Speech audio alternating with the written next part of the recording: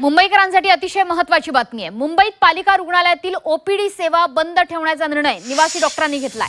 KEM, Sion, Nair आणि Cooper रुग्णालयातील निवासी डॉक्टरांनी हा निर्णय घेतलाय।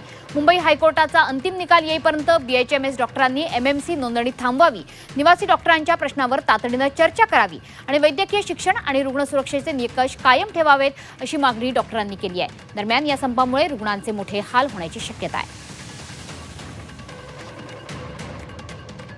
तर मुंबईतील पालिका रुग्णालयातली ओपीडी सेवा बंद ठेवण्याचा निर्णय, केईएम, सायन, नायर आणि कुपर रुग्णालयातल्या ओपीडी बंद ठेवण्याचा निर्णय हा निवासी डॉक्टरांनी घेतलेला आहे।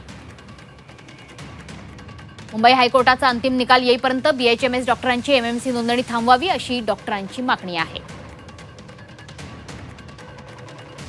बीएचएमएस डॉक्टरांना एमएमसी नोंदणीमुळे वैद्यकीय शिक्षणाची गुणवत्ता आणि रुग्ण सुरक्षेला धोका असल्याचा डॉक्टरांचा दावा आहे। वैद्यकीय शिक्षण आणि रुग्ण सुरक्षेचे निकष कायम ठेवावेत, अशी डॉक्टरांनी मागणी केली आहे। आपत्कालीन सेवा, आयसीयू, कॅज्युअल्टी, प्रसूती कक्ष आणि इतर अत्यावश्यक सेवा मात्र सुरू राहणार आहेत।